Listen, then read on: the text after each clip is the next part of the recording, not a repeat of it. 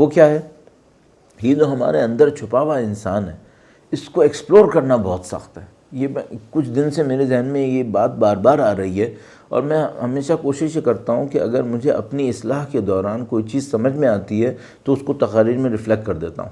اس سے کئی فائدے ہوتے ہیں۔ بعض اوقات کیا ہوتا ہے، وہ پوائنٹ اور زیادہ واضح ہو جاتا ہے۔ بعض اوقات اس پوائنٹ کو سن کے کوئی اصلاح کر دیتا ہے کہ بھئی آپ نے یہ بات کی، اس میں یہ ایڈیشن ہونا چاہیے یا اس میں یہ کمی ہونی چاہیے۔ تو یہ پوائنٹ میرے ذہن میں بار بار آ رہا ہے کچھ وقت سے، وہ یہ کہ ہم لوگوں نے اپنے آپ کو کئی تہوں کے اندر چھپایا ہوا ہے، اور اتنے زیادہ اپنے آپ کو چھپا لیا ہے، دوسروں سے چھپاتے چھپاتے بعض اوقات اپنے آپ سے بھی چھپا لیا ہے، اتنا زیادہ خراب کر لیا بعض اوقات معاملے کو۔ تو مثال کے طور پہ ایک وہ انسان ہے جو ہم لوگوں کو دکھاتے ہیں کہ میں ایسا ہوں، جو ہرگز صحیح نہیں ہوتا۔ بہت کم لوگ ہوتے ہیں، اتنے شاذ و نادر ہوتے ہیں کہ جو اتنے سچے ہوں کہ اندر سے جو ہوتے ہیں باہر دکھا دیتے ہیں، اور اس میں کوئی لگی لپٹی اور رکاوٹ نہیں رکھتے، بہت پاکیزہ انسان ہوتے ہیں۔ یا دوسرا انسان وہ ہے جو میں اپنے آپ کو سمجھتا ہوں۔ تو ایک تو وہ انسان ہے جو میں لوگوں کو دکھاتا ہوں کہ میں ایسا ہوں، ایک وہ انسان ہے جو میں اپنے آپ کو سمجھتا ہوں،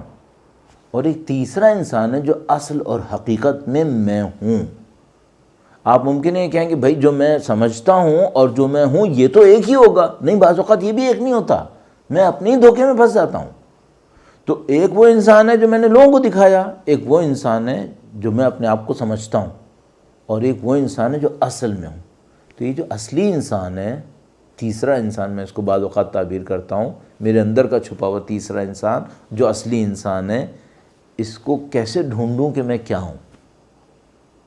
یہ میرے لیے بہت مشکل ہے۔ اچھا، یہ بھی میں آپ کی خدمت میں جسارتاً جرأتاً عرض کر دوں، اور دونوں جسارت اور جرأت کی بھی علل میرے ذہن میں، علت میرے ذہن میں کیوں اس کو کہہ رہا ہوں، یہ بھی میں آپ کی خدمت میں عرض کر دوں کہ اگر میں خدا سے واقعاً مانگوں کہ خدایا میرے عیوب میرے لیے آشکار کر دے،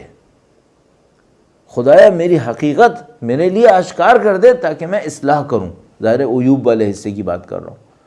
تو پھر خدا کا نظام کہیں نہ کہیں مجھے کسی روایت سے، مجھے کسی استاد کے ذریعے سے، مجھے کسی تقریر کے ذریعے سے، اور ضروری نہیں کہ مثال کے طور پر ایک ریگولر چینل، ممکن ہے ارریگولر چینل سے خدا متعال مجھے سمجھا دے گا کہ دیکھو یہ نقص تمہارے اندر ہے، اس کو صحیح کر لو، اگر میں نے واقعاً خدا سے مانگا۔ اچھا، وہ جو خدا کا نظام بتاتا ہے تو پھر بلا تکلف بتاتا ہے، اور ایسا سخت بتاتا ہے کہ انسان بعض اوقات تو سمجھنے زلزلے میں آ جاتا ہے کہ یہ میرے ساتھ ہوا کیا۔ اور یہ وہ سچائی ہوتی ہے جو مرنے کے بعد کھلنے والی ہے، اور خدا توفیق نصیب کر دے تو بعض لوگوں کے لیے یہیں پہ کھل جاتی ہے۔ اور میں اتنی ڈیٹیل میں اس لیے عرض کر رہا ہوں، عزیزان محترم، شب قدر میں اس کو مانگیں شب قدر میں، کہ یہ جو میرے چھپے ہوئے عیوب ہیں، جو تہوں در تہوں لگے ہوئے ہیں، یہ کسی طرح آشکار ہو جائیں،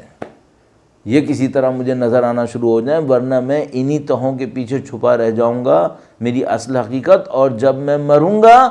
تو وہ اچانک کھل کے سامنے آئے گا۔ جو روایات میں ہمارے پاس موجود ہے کہ بعض لوگ جب مریں گے اور وہ دیکھیں گے اپنے آپ کو، اچھا میں تو انسان ہی نہیں رہا ہوں، یہ کیا ہو گیا بھائی؟